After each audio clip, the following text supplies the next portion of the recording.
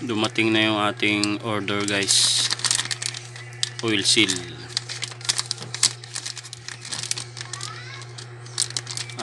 Magpapalit tayo ng oil seal sa ating differential. Ayan, kasi nga natatapon na yung ano guys, yung gear oil nya. Kapag medyo mabilis yung takbo ng ating owner type jeep, tumatalsik na yung gear oil, may lumalabas ng gear oil guys. Oil seal to guys sa ano, sa differential dun sa pinion, sa kinakabitan ng differential natin. Ayan, palitan na natin ng bago.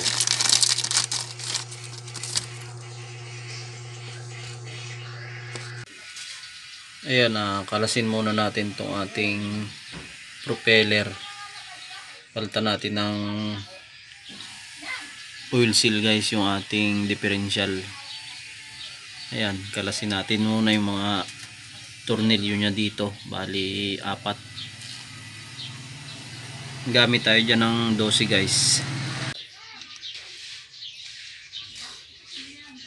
Ayan guys, medyo nagbabasa na siya.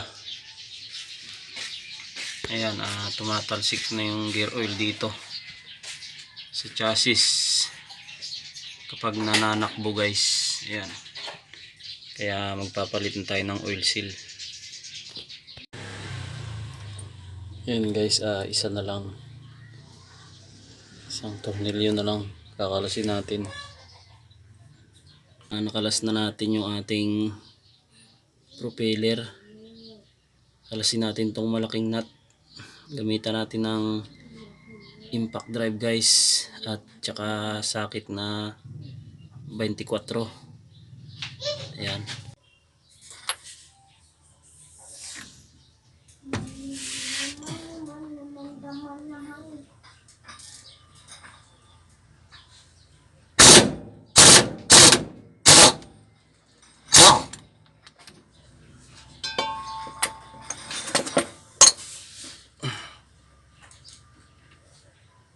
Ayan, nakalas na natin yung nut.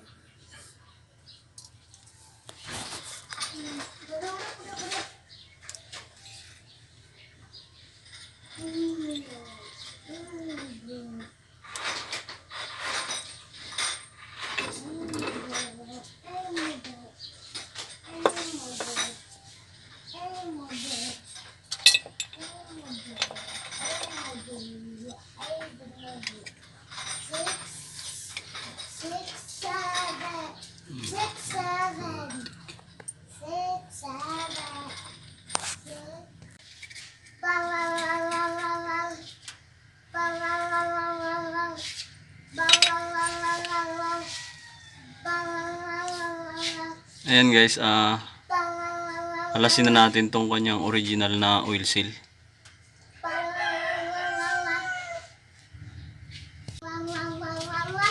Ayan, isukat muna natin yung ating oil seal dito kung sukat. Ayan guys, saktong sakto.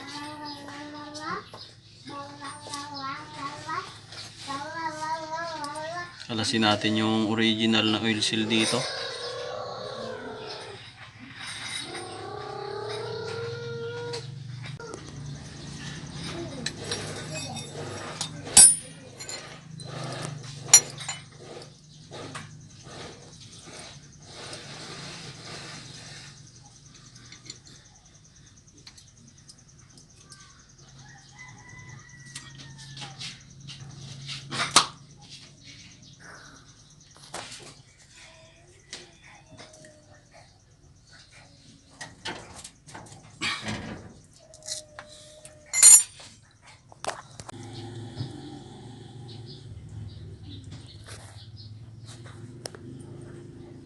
Grabe, tigas pala nito tanggalin.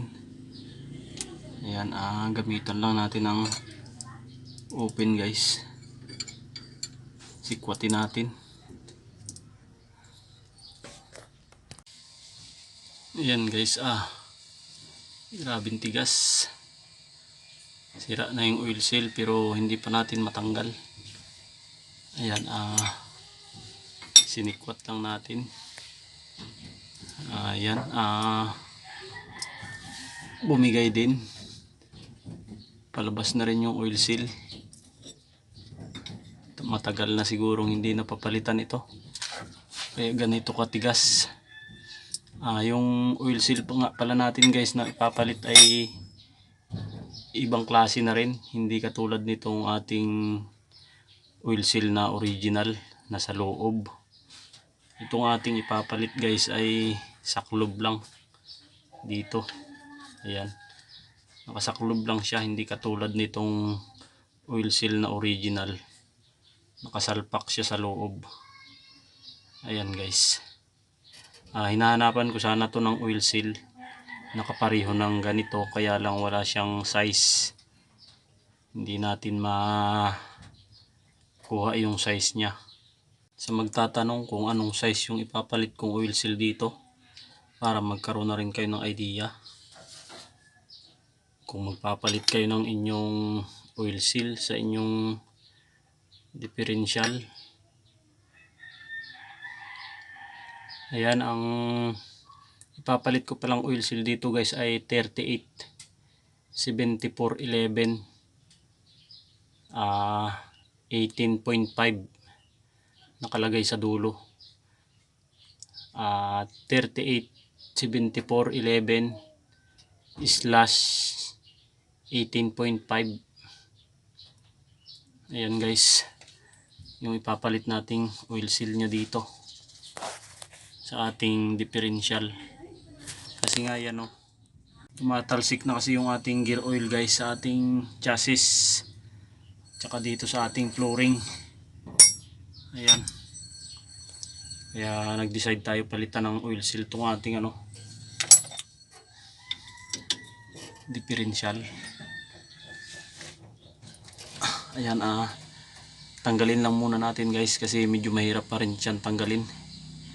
Naka isang kamay lang kasi tayo, wala tayong taga video. Ayan, kalasin muna natin guys. Ayan guys, nakalas na natin ang ating oil seal. Ayan, hanapin ko pa rin yung size nito guys kung may size, para kung sakaling masira yung ating oil seal na ipapalit, bili tayo ng original na ganitong klase, yung salpak sa loob. Kasi itong nabili natin guys ay dito lang, saklob dito sa labas, hindi katulad nitong ating oil seal na original. Yan, salpak siya guys, salpak talaga siya sa loob. Ayan, nasira na kasi sa hirap tanggalin.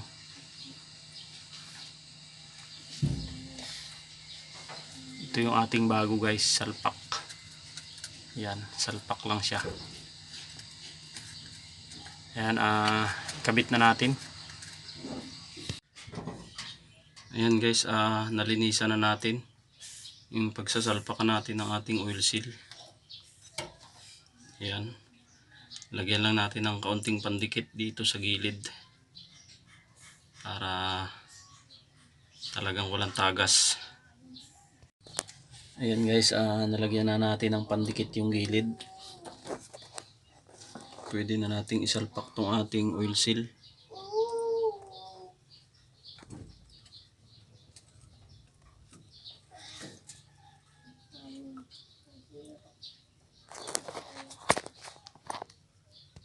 Ayan guys, naisalpak na natin yung ating oil seal. Make sure nyo lang guys na sagad yung inyong pagkakabit para hindi tabingi yung ating oil seal. Ayan,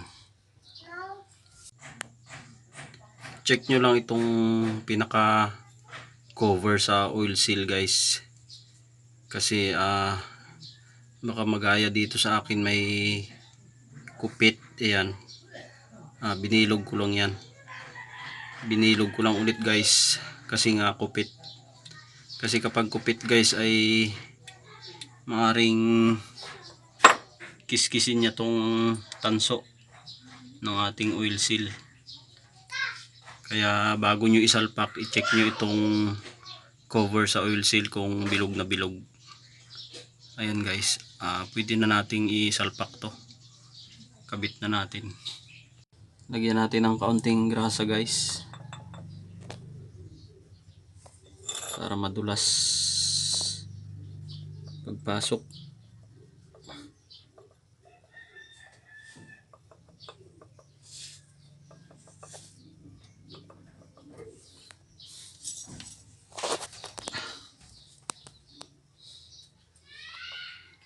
Salpak na natin.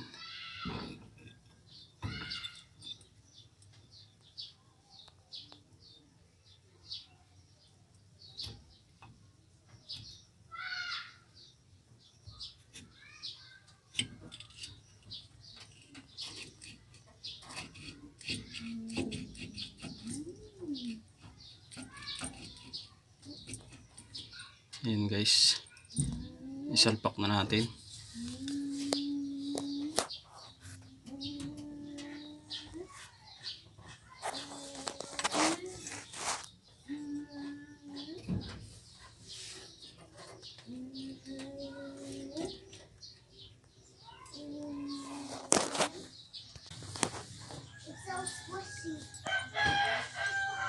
Kabit na ulit natin itong kanyang pinaka flat washer.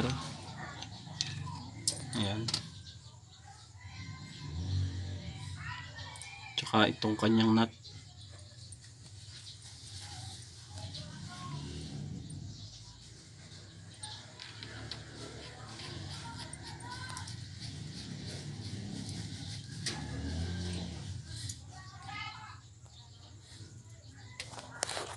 Tsaka higpitin natin guys. Gamit tayo ng impact drive.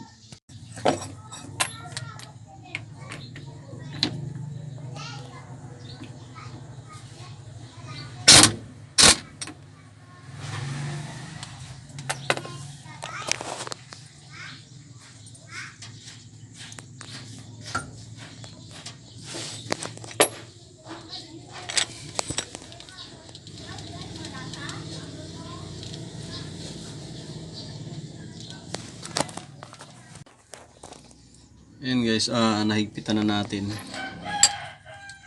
Bago nyo ikabit yung inyong propeller, ikot-ikutin nyo muna ng sakit. Check nyo kung maganda yung ikot nito guys. Kung hindi sumayad yung inyong pinaka cover dito sa gilid, itong cover na to na hindi sumaya dito sa ating oil seal, sa tanso ng ating oil seal.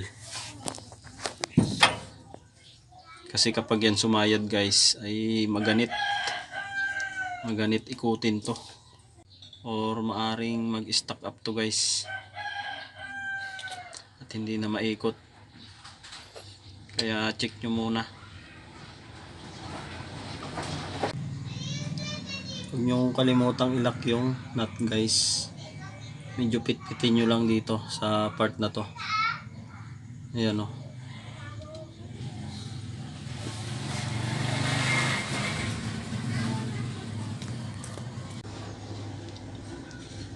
Bago nyo ikabit yung ating propeller. Ayan.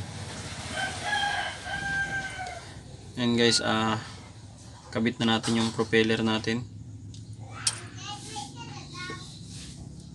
Okay na guys, sana ay nagkaroon kayo ng idea kung paano magpalit ng oil seal ng differential. Ayan guys, pa-like naman ang mga video ko guys, tsaka paki-subscribe naman po ang aking channel.